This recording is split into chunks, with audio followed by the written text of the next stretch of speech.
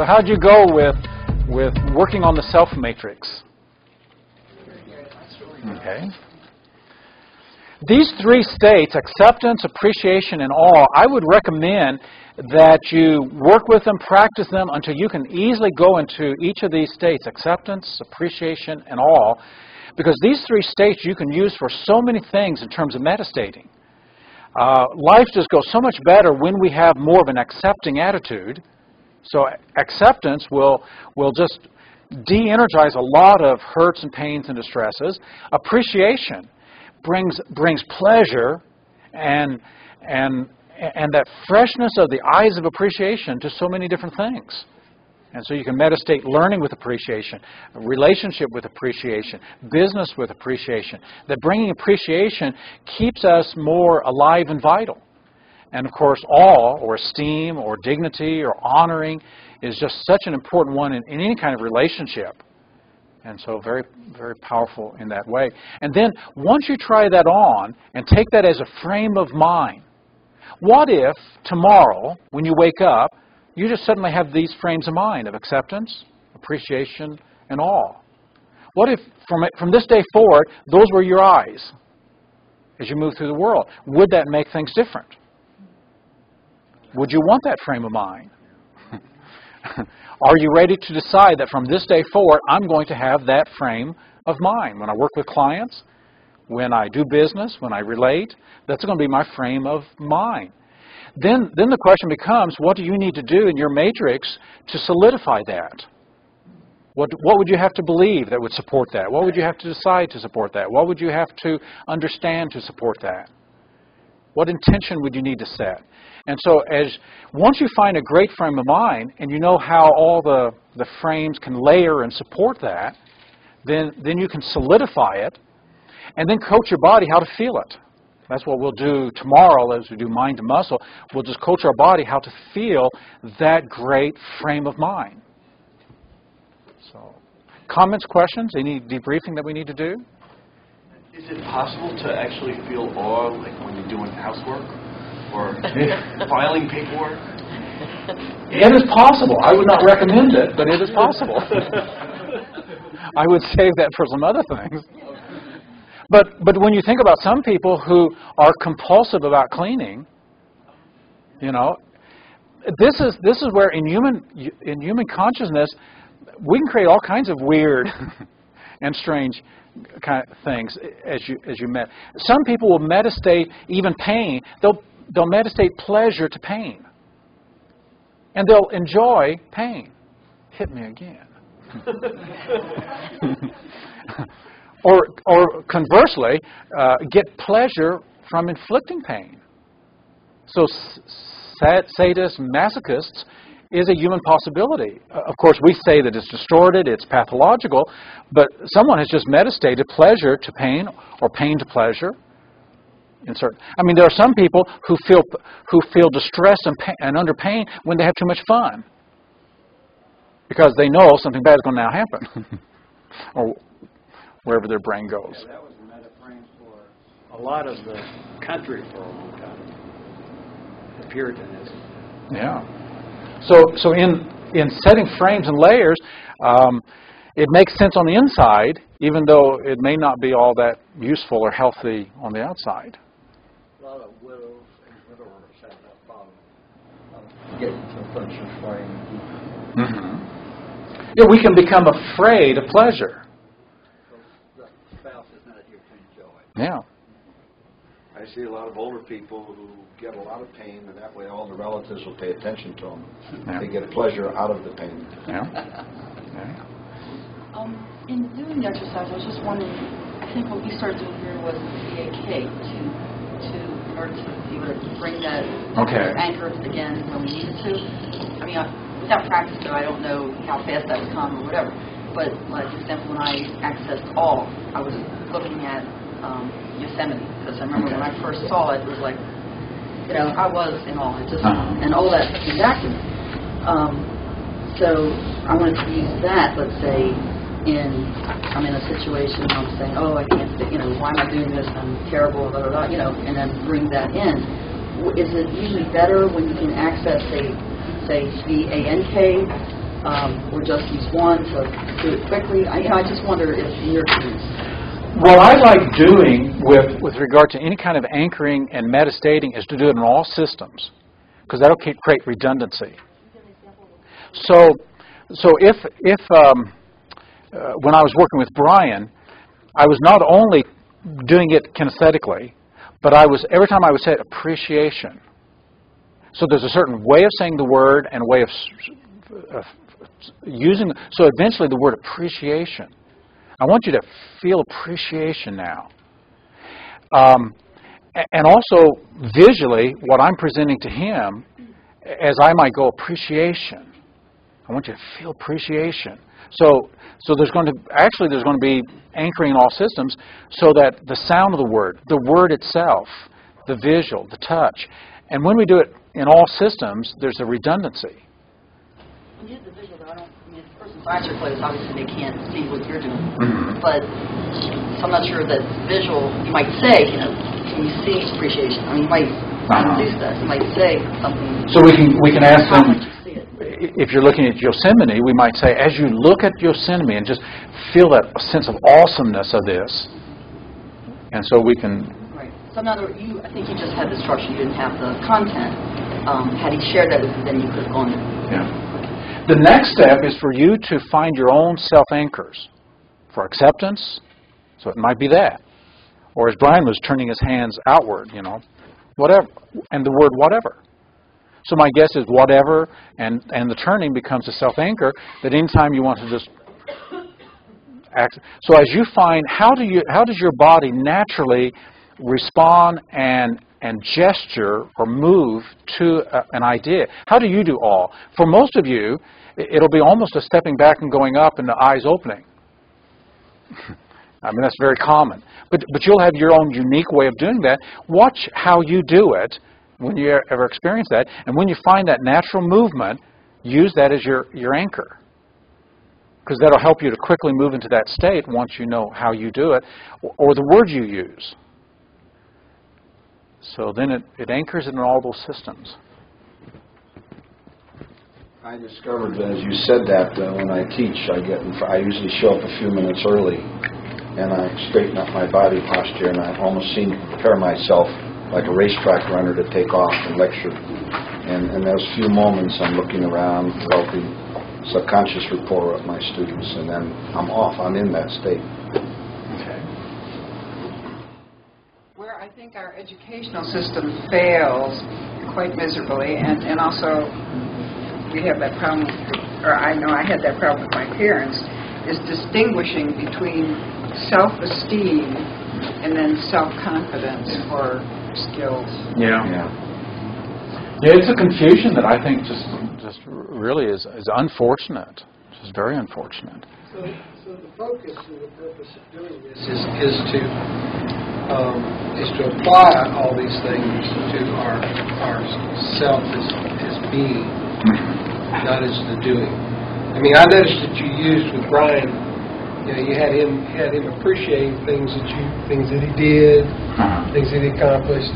I mean, but that was you were just using that for just to be able to get that accessing. You weren't. The focus of this was not to apply these three acceptance, appreciation, and esteem to things that you do. It was all about applying them to what you... well, yes and no. Yes and no. Because it is about the beingness. Because if the beingness is the first one, and then the doingness comes easier. So sometimes, and I didn't do it with Brian, when I do this individually with someone for an hour session, much more involved, but sometimes I'll hold the self-esteem. Now that you have a sense of, I'm a somebody, I count, I don't have to prove anything, but I get to do everything. I get to express myself. Now that you feel that, and I'll hold that one, then I'll say, notice what else you can appreciate.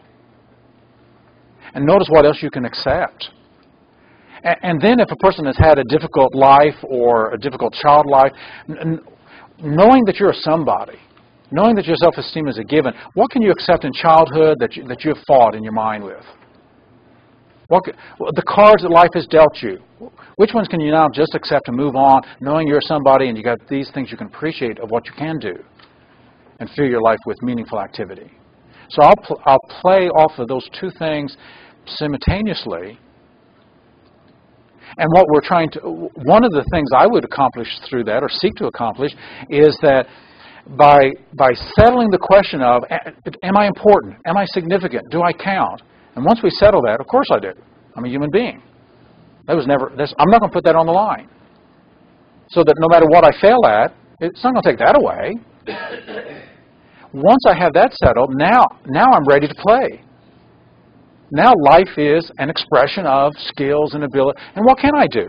And who do I want to play with? And who do I want to relate with? And now I get to express the things of passion and desire and interest and skill and competency. So it's two things really at the same time. The foundation of self-esteem, so that self-expression, self-confidence, self-development is just an ongoing, continuous improvement. So, this seems almost like another term for what we did with this could be like deprogramming, like getting rid of anything that's traumatic or bad and focusing on the good things. Are we going to go through that with each, self, powers, others, world, or time? Because it affects certain things. But I mean, I'm not necessarily asking if that's your program, but that's something you could do for, to increase your psychological health or something. Definitely. Okay. The next thing I want to do is to talk about the power matrix, because it's so close to the self matrix, and they do connect at self-confidence and self-efficacy. So page 32, the power matrix. And this has to do with abilities, capabilities, self-efficacy, skills, responses, strengths, and resources. What meanings do we create regarding our ability to take effective action in the world? What can I do? What skills can I develop? What resources do I have? What aptitudes and capacities?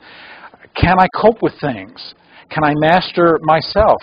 Run my own brain, regulate my own states, plan my own future. And so it's all about taking effective action in the world. Under significance and importance, the sense of power or resourcefulness makes all the difference in the world between living with a weak response style or a strong response style. When something happens, or when nothing happens, how do you respond? Do you have a strong response style that is an empowered style, a proactive style, an initiative style, a taking risk style? Or do you just kind of wait around with a weak thing of just something to happen and then you react?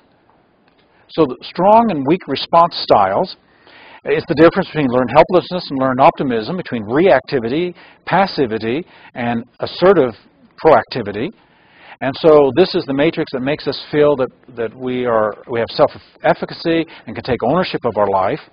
And there's some stuff about self-efficacy and with regard to the power matrix. And I have put in here on the next page learned helplessness and learned optimism at the top of page 33 as two factors that are so key to the power matrix.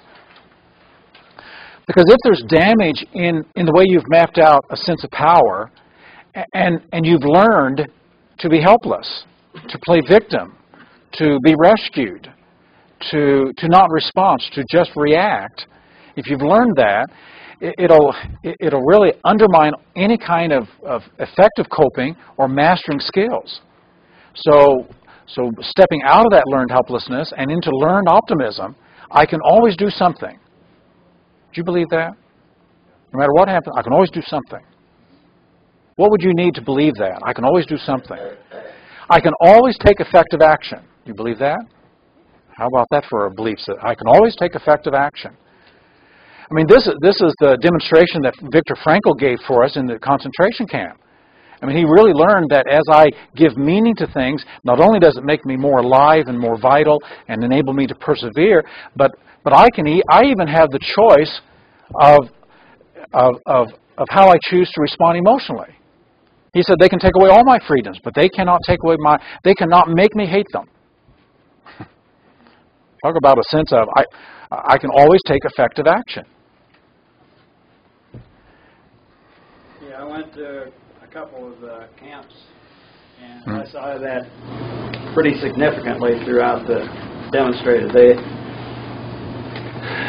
they had built a turtle, and to them it meant something, but to the Germans it didn't. And I don't know how they communicated, but whenever they're given instructions, they would, think of the turtle in that pace yourself, don't, contribute as little as you can to the war effort. And I mean, just one thing after another. They had very ingenious in that. Okay. And so once we really own our powers of mind and emotion, and speech and behavior could be taken away from us. But the powers that we always have is I've got the power to conceptualize and think and run my own brain and feel.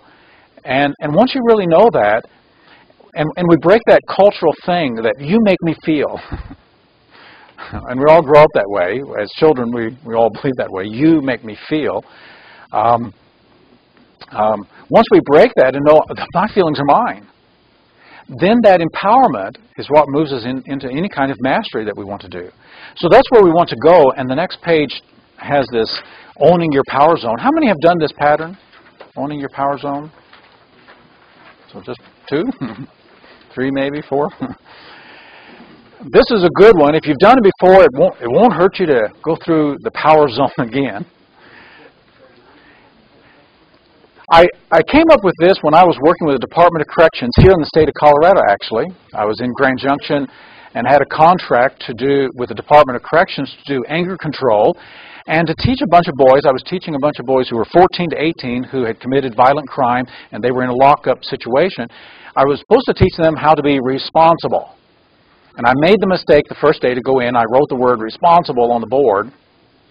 And I could see that it was a mistake because they had these semantic responses. Ah! Who wants to be responsible? Ah! So I was trying to figure out how to help them to want to be response-able. And so I broke the word response-able down to response power. And the word power was okay with them. I want the power to respond. I want the mental power to respond, and the emotional power to respond, the verbal and the behavioral. And so we called this the power zone. The response zone, the power zone. And so in identifying that, then there are 4 powers, 2 private powers, 2 public powers. The thinking and emoting, of course, are the private powers that occurs inside, and the 2 public ones, how we speak and behave. And so using the circle of excellence in NLP, just a sense, here's a state of having the power to respond, and stepping in to try that on. No matter what happens, I can think, I can use my mind, I can represent, I can conceive and construct, I can brainstorm, I can use my mind and respond. And whatever happens, I can also feel. I can have happiness and joy. I can have anger and pain. So we started with this power zone and the 4 different powers, the private powers, the public powers, and accessing them. In accessing them, first of all, just representing them. How do you represent your power of thought? How do you represent your power of emotion, speech and behavior? So first of all, just representing them, and then your beliefs about that. So we'll just build up that matrix of representation around those powers, and then the sense of ownership of those. Now, the ownership is the thing that makes this pattern work, because all of us know my brain, my heart, my emotions, my speech, my behavior. But taking ownership of them is the key. And so we're going to access that sense of ownership to claim them. To really claim them. Because one of the things that oftentimes happens as we grow up is that ownership may have been taken away from us. And the ownership is taken away if you ask the question, do I own them? Are they mine? And so that'll be the key of what we'll do there. I guess the best thing to do is just to do a demonstration with that, and then we'll go from there. So who would like to be empowered for the rest of your life? To have total sense of energy and power, and that no matter what happens, you can take effective action. So this pattern is more of an induction than it is a set of questions like we've been doing. So this is more like an induction because I'm just going to say some words that will help you to access and to elicit these states. So what I'd like you to do is think about a time when you just felt really in charge of yourself. You got a time that is a good time, is a pleasant time. It doesn't have to be a real extreme time, but just a time when you felt like, I'm in charge of me. Okay. And when was that? Just to give me a little idea. Like a year ago. A year ago. And what were you in response to? It was in response to being quite successful at something at my work. Okay. Okay. So you did something. Yeah. You were very successful at that. Made you feel good. Yeah. What state did you go into?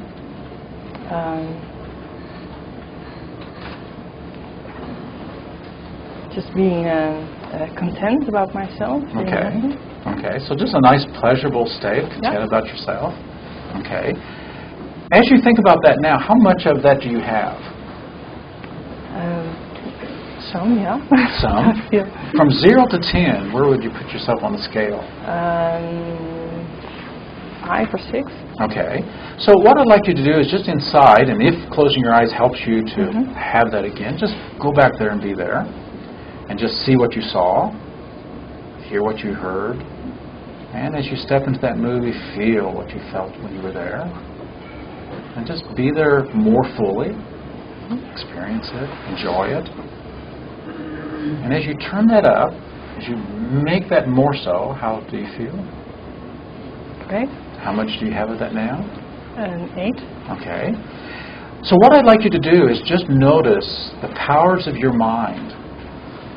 In fact, you have been using your mental powers to represent this again, to see it, to hear it, to represent it again, to set this frame, to go there.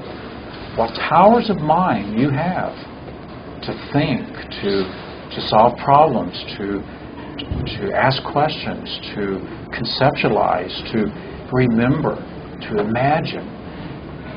Powers of mind. And just as you represent that now, just enjoy that feeling, that awareness of your mental powers. As you've been thinking, my guess is you've been feeling. You've been turning up that emotional state and feeling that. What emotional powers you have? That's the question.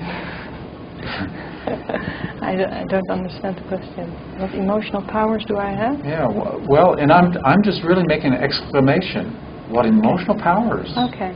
Yeah. Because you turn on contentment. Yeah. And maybe joy. Yeah. Maybe playfulness. Yeah. And I'd like you just to scan through all the powers of emotions you have. You can feel curious. You can feel fascinated. Maybe a few minutes ago you felt accepting, appreciating, feeling awe, feeling flexible, feeling playful. You can feel angry. You can feel fearful. You can feel sad. You can feel relaxed. You can feel tense. What a range of emotions that you have. Such emotional powers. You can express those thoughts and emotions with speech. And what a magical, wonderful thing that is, speech. With words, all the things you can do. You can ask questions. You can make statements. You can assert yourself. You can be playful. You can bond. You can connect. You can curse. You can hurt. You can do poetry. You can do music with words. All such powerful tool that you have. You also have behaviors. You got up and came up here. And you've used your behaviors to go into state. And with behaviors, you take action. You use gestures. You move out into the world. So here are 4 of your powers, 2 private ones, your emotions and your thoughts, 2 public ones, your speech and your behavior. What I'd like you to now do is to use all those powers and to do it in this way. I'd like you to remember a time and remember something to which you can say, that's mine. Is there something that every fiber of your being, every cell in your body can say, mine? And I would suggest think small, simple. Maybe like your toothbrush. Yeah. Mine. So if I said, let me use that. Your response would be, mine. You might want to share it, but you have the sense of, it's mine. Yeah. So think something small, simple, that there's not a doubt in your body, not a question anywhere. Mine. It's my name? Is that Okay, so that might be something. Your name. Mine. Mine. So what I'd like you to do is to use your verbal, your linguistic powers now, and your behavioral. How I do it is I use this kind of a tone. Mine. and I can't say it without taking my hands in front of me, and it's like grabbing. Mine. Different people do different things with it. That's how I do mine. Mine. And I'd like you to say and gesture mine. Mine. Okay. Notice how that feels.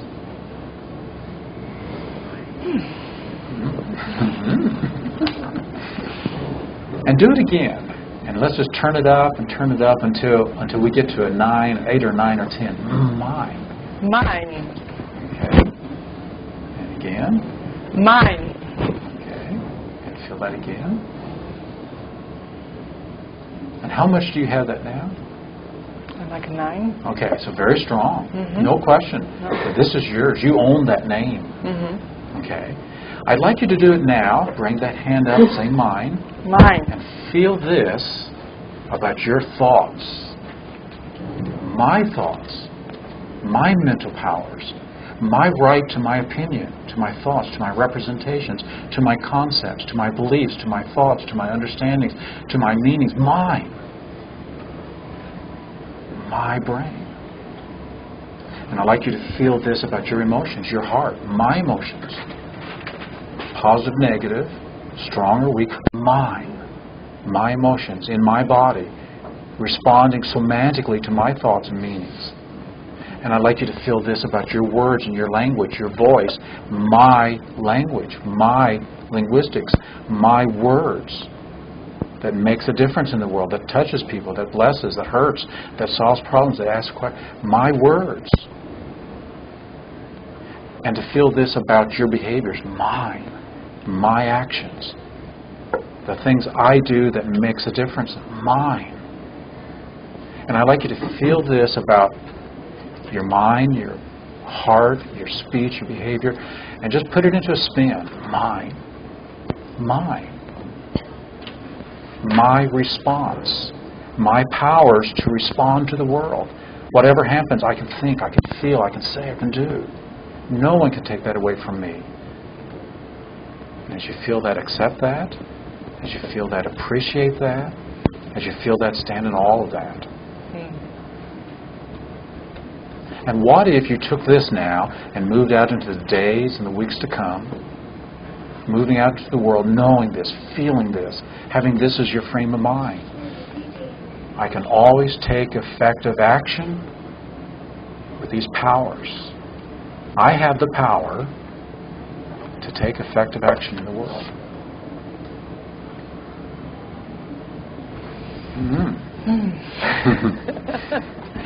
You like that?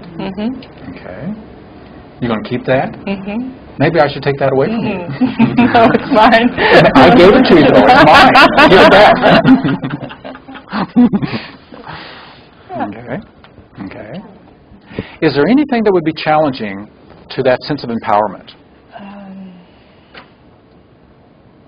A certain situation, or there probably is. Can't think of it now. No, I can't think of it now. Okay. Well, you know what to do when something like that comes up. Fine. It's the only thing I have to do. Well, that's great. Thank you. Thank you. Thank you. Comments, questions? Ready to do it? It's an easy one. It's really an easy one where we're reclaiming some real basic powers. The last thing in the college said, it kind of makes me, it took me right to relationships. You know, that yes, I think it's really good to remind yourself that, you know, these are my thoughts, my feelings, my whatever, and my responses, and, you know, to make sure you can create that boundary so that you can say yes and no, you know, depending on the situation. But I can see where, in a practical way, things can come up where others will challenge you and keep challenging you, and you know, there has to be a balance of my saying I'm willing to flexible about this, but no, not going to be flexible with that. You just sack for the powers. It was more just, I wasn't thinking of it as stacking, as just doing the same thing again and again, mind to those 4. With the 4, did you do anything with that? Yeah. I kind of went through it. Can you just do the steps again, Michael, just real quick? So the steps, page 34, fully accessing these 4 central powers. And so invite the person just to go inside and be aware, as you say some of these words, to enable them to become aware. And then with those 4 powers, with your thoughts and feelings, as you remember or think about something that you completely and absolutely own.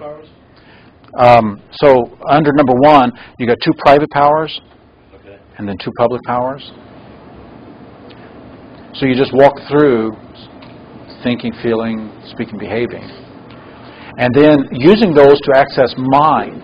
One of the developmental things in developmental psychology, and children do this, and sometimes we as parents, we think they're being selfish or egotistical when they go, mine. And at first it is mine to your exclusion. But if you don't go through that stage, it's hard to say mine to share.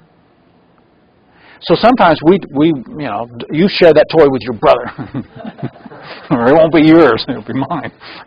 And so sometimes I've met many adults who've grown up and they don't have the right to own anything. And so what we're doing is reclaiming that developmental stage, the right to say mine. And so you might pick out something small, simple like the toothbrush. Sometimes I do underwear. Can I borrow your underwear? No, I'm not a pervert. I just want your underwear. Anything that'll give a response of mine. Okay, I'll share. But just that sense of ownership. Don't think about something big like your house, because probably the bank half owns it, mostly owns it. Think of something small, simple that you can say, like your name. One guy had to finally, he said, I don't own anything, I'm a steward of everything. And I said, well, I know somebody who needs a kidney, so let's get your kidney. Well, he said, well, that is mine. So as you get that sense, so that every fiber being can really say, that's mine. And because what we're doing is creating a gestalt of responsibility. I have the ability to respond because it's mine. And so then we apply that after we get that sense of ownership, apply it to the states. And so you can do it to the 4 different powers, or you can do it to the whole zone of of your powers. So you can just create a state of this power zone. We've been playing around and creating a power bubble. So with kids, I like doing it. If you work with kids, this is a fun way to do. Get it into a bubble, a sphere of power. And then walk around inside that power bubble. Because the word bubble is interesting. Most time we think of a bubble as so fragile, and yet if it's a bubble, a sphere that works around us, and it's a power bubble, then I can send my energy out, my mental energy, my emotional energy, my verbal, my behavioral energy. I can influence the world, and also I'm protected inside here that other people can say things and do things, and I have the right to process it in the way I want to, or to dismiss it. And so a power bubble. And so we apply it to ourselves until the neurology radiates. Did you see neurology radiate? Because we want to feel it. We want to really get it into the neurology, and then accessing states of acceptance and appreciation of mind. So what you did in the last exercise, as you now accept this and appreciate this, stand in all of that, and then future pace it. So. Sometimes when a person doesn't look like they're really having a sense of energy or power, I'll get them to stand so I can get the stance of it and the face of it, the countenance of it, the breathing of it, even walking. Give me the power walk. So as to try on this thing that whatever happens out there, I can respond. I can take action. I can do something. I'm not helpless. I'm not hopeless. In fact, as I think about doing things, I can proactively think about what I'm going to do to make my reality effective in my world. So everybody ready? Ready to go. Bruce. What is future pacing? Future pacing is when we say, as you move into your future, and so we're going to pace how it's going to go into the future as you move into the weeks and days and weeks to come, different circumstances. If you take this with you, are you aligned with this? Are you aligned with this? Any objections? Any adjustments we need to make as we move into the future? Well, let's do 7 minutes each.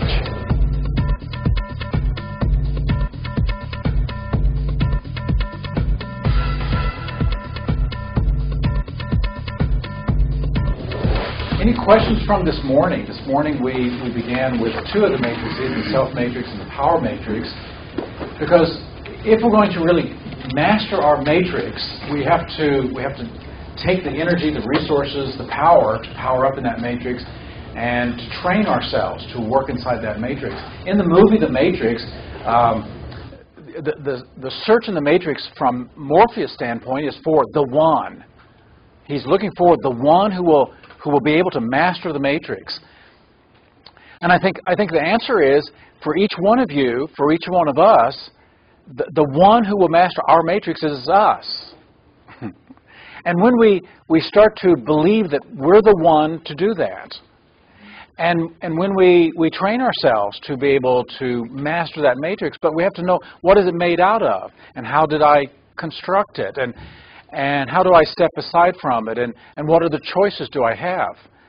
And to be able to detect it. And then from within, by choice, to let the matrix serve us as the mental context, the mental environments within which we live. And so as we discover it, then we can become the one and begin to believe and to take charge of that, so that it truly is our matrix of frames. No questions from this morning on the power matrix, the self matrix? I'm curious, Michael, too, in the sense that it also appears that there's interpretations of experiences that we have and things that people speaking to us, and we develop these matrices. I think it's also interesting to say, yeah, and so does the educational realm from kindergarten to 12, and so do movies, and so do books and magazines and television and so forth. In a sense, we're so, quote, being mentored, or even having a particular frame or matrix trying to be downloaded on us. And so there's the stuff that we're aware of, and then we're culturally matricized or whatever. In other words, there's a cultural thing going on that all of a sudden I've developed this point of view and might not even know the source, or I might not have even been the source. It's just sort of like a hypnotism. Right. It's just happened as a result of messages coming through these different other societal institutions. Yeah, exactly. So this morning, Marge mentioned, or was Burrell who mentioned, whose expectations is this? Asking whose frames is this? Whose voice is this? Whose belief is this? And do I want to buy into it? Do I want to accept it as mine? Or does this not fit for what would really be enhancing for me? I was going to add to what you were saying. Part of it, I think, is being part of the mass population. The government has to sort of lead the masses, and they don't necessarily do it in a way that's healthy for each and every one of us. And they have to maintain a general belief and a feeling of nationalism, and you have to have all these social identities so that the leaders can effectively, whatever. And that comes through in education and in church and all kinds of things. And people are programming you when you're a kid and you don't realize it. And luckily, we've come to the point where we're here, we're waking up to it, and we're kind of choosing our own programming. You know what I mean? Is that him? Yeah. There was a guy on TV last night, and I just turned on the TV on PBS named George Lakoff. Oh, George Lakoff. And he wrote a book called Moral Politics, and he was talking about framing and reframing and how politicians use words to set frames, and he gave all these examples of different politicians, different political parties, and repeatedly showed how they'd use a word in this context over and over again. Depends on what it is. George Lakoff was a student of Chomsky. And when Noam Chomsky developed transformational grammar, out of which the meta model came, the year the meta model was published, 1975, the next year Chomsky rejected and refused the transformational grammar model. But George Lakoff was one of the students, there were several, who tried to take the transformational grammar even further. And they went on for about 4 years until it just fell apart. There were so many exceptions to the model just couldn't hold up. They ended up having 250 rules of transformation to make the model work. I did applied linguistics, MA, at Reading in 82. And was doing transformational grammar at Chomsky then. Yeah, so they were teaching it for, I don't know, another decade or so. Doing all branches. And all the branches. Yeah. So then when they threw that all out, Lakoff and Mark Johnson and a couple of really fascinating books, they're very academic, Philosophy in the Flesh was one of theirs that they published, and then they wrote a simpler book, Metaphors We Live By, and they began to create cognitive linguistics, which is where the field of linguistics is today. And then Lakoff has gone off into politics and things, but it's all about framing and the movies that we make in our mind. And so linguistics has to some extent caught up to where NLP is, whereas it was that transformational grammar. If you ever have insomnia, a great book for insomnia would be Aspects of Grammar by Chomsky. Or rhetoric. Semantics by Frank Klein. What do you mean? Great book. Is it informative, or shouldn't you go there? It'll cure insomnia if you can stay with one paragraph. Read yourself to sleep.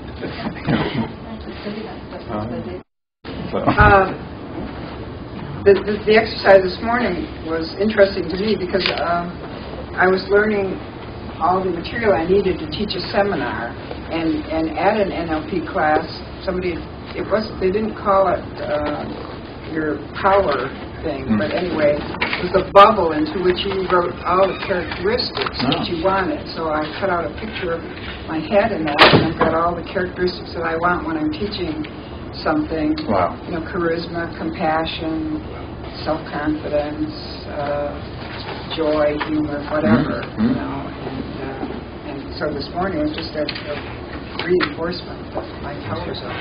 Okay. And do another one of my power zone. With those traits, yeah. Okay, good. There was someone else. Yes. This morning you said something about self-efficacy and how to break that down, or how to. I just want to know how, in practical terms, you would get at that. I'm not sure. Would you do that? Self-efficacy. Yeah, we did not spend much time on I didn't spend really any time on self-efficacy, except just to identify that as another state of mind, which is above self-confidence. So oftentimes we'll develop confidence in certain areas, and then we have a sense that I could take this further, and I could go. And so now we're getting into that sense of efficacy. I could be effective in and be efficacious in these other areas, even though I'm not now. But I know I could. I feel I could. What kind of processes could you do to generalize further the self-confidence? Okay, and it is exactly that, a generalization, that I'm good at this, I'm good at that, I'm good at that. How did I get good? Well, I learned, I practiced, and then that sense of, moving from the level of when I was ignorant and incompetent to the place where I became consciously competent and now unconsciously competent, and it's just natural, intuitive, and having that sense that I could do that with this, with that, with this other. And what happens is, with that sense of self-efficacy, then we can trust the process and trust ourselves in the process, rather than if I get stuck at a certain place, what's wrong with me? I'll never get this. So that in our Master Prac, one of the things we do in our Master Prac on day one is we do this, and you can just write this down as just something that you could do with yourself or with a buddy at some point. We access two different strategies or experiences. Every one of you have walked through from incompetence to competence. There was a time when you couldn't tie your shoe. And there was a time when you became conscious that you couldn't tie your shoe. And then you started to tie your shoe. And at first you were sloppy about it, lazy, and then you could tie your shoe. And now you can tie a shoestring blindfolded. So you've walked that pathway. There was a time when you looked at your mom or dad driving the car and you kind of wanted to do it, but then it was kind of scary. And then there was a time when you stood behind the wheel and you first started driving and they told you all the things to remember and how far it takes to put the brakes on at certain speeds and all the rules of the road and what to do. And at first you were consciously incompetent and then consciously kind of a little bit competent but still, and eventually consciously competent. And then now you can do it blindfolded, although it's not recommended. Now you can do it and eat, and some of you put on makeup at the same time and and on the phone, and you drive. And you can drive across a town, and if somebody says, well, did you pass so-and-so? I mean, we did drive so unconscious we can't even remember what we saw or did we stop at that stoplight or not, because we're really driving unconsciously. So we've walked that pathway. How do you represent that? As you represent incompetent, unconsciously incompetent, consciously incompetent, and that's what stops a lot of people when they become conscious of their incompetence. Now, if you have the attitude, oh boy, I'm conscious of an incompetence, this is a rare and unprecedented opportunity now to develop my skills. But then we become consciously competent. How do you represent that? And if you were to draw a line and a pathway, would it follow your timeline, or would it have some other kind of a line? Would it come up? How do you represent the different stages in moving from incompetence to competence? And it takes a little while to pull out that strategy. How do you represent it? Because you've walked the pathway from incompetence to competence. And so you might notice, how are the sounds at one place, and how do the sounds and the soundtrack work until you get to competence? Because when you get to competence, and especially unconscious competence, usually there's just no sound left. Whereas when you're consciously competent, there may be you use a lot of words to guide yourself through a process. And before that, there may be a lot of chatter and noise. Well, I don't know if I can get a lot of meta comments. How do the pictures change as you move? Are you in the picture or out of the picture? And at what point? So what we do in our master prac is we move toward developing a sense of mastery, and this moves into a self-efficacy. We're going to throw a whole bunch of information, and instead of people getting stuck at some place and then saying, I'll never get it, trusting, like I've walked this pathway before, I'll walk this pathway again. So that we create a structure for our mind of a pathway to mastery. And so by eliciting that strategy, and then you may need to redesign it. I had one guy who told me, well, when I represent sometime when I couldn't tie my shoe, couldn't drive a car, couldn't do some other thing that now I'm pretty masterful at, when I represent it, it's like it's way down there and small and it's black and white and there's just a little bit of sound, and as it comes up it gets a lot of noise, and I don't know if I'll ever be able to do this, and a lot of pictures, and as it moved up, so it moved up this way, and I said, so where does it go? Can you get more masterful? And he said that, that's a problem I've got. I can't imagine myself becoming more skilled or having more expertise in anything. So I said, why don't we just take this whole thing and just turn this way, so that you have a sense, and there's a pathway that opens up to more. And I said, let's just put, his timeline was kind of like that, so I said, let's just put it on your timeline, so that at what point do you step into it? Because if people step into and associate with incompetence, they may feel so bad. So with people who seem to learn things easily and take on new excellencies and expertise, they tend to step in when they become consciously competent at it. But before then, they're always editing, and they're staying out. They step in and step out, step in, step out, and because they don't need the stress or the tension inside their body until they really get it. So it's just another strategy that you can have. You can elicit from yourself, or it's always easier to have someone elicit it from you.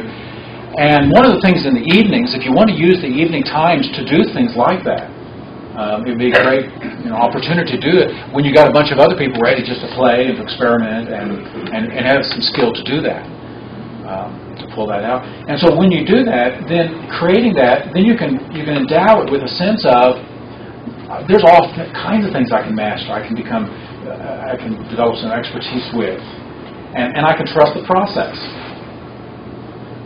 And so that builds up some of that. I guess where I got stuck was when you're on the timeline. So you're just saying, this is your timeline, and you say, I want to learn whatever, learning something, learn how to ride a bike, whatever. But are you saying kind of imagine the timeline and say, I know the stages, unconscious and then conscious, and then on the other side, I guess you said when you're consciously competent, that's when those people who want to master things, they do pretty well, come in.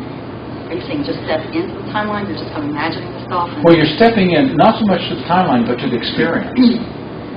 So what are you doing exactly, going in and out when you don't know as much about it? Mm-hmm. What do you mean by in and out? You just kind of associated? Yeah, so you got moving your mind of some skill. It could be public speaking. So here you make a movie, and you make a movie of how you're going to do it. So you step in to imagine how that feels, and you step out and you edit to see what you look like, and then you step back out, and so stepping in and stepping out until you're breathing right, you're moving right, your voice is the way you want it to be, and so it's really creating a mental map, and at the movie level of mapping, it's representing things. So I have an image, and I have a sound, I have a sensation. And so I step in and out, and it's that behavior generator.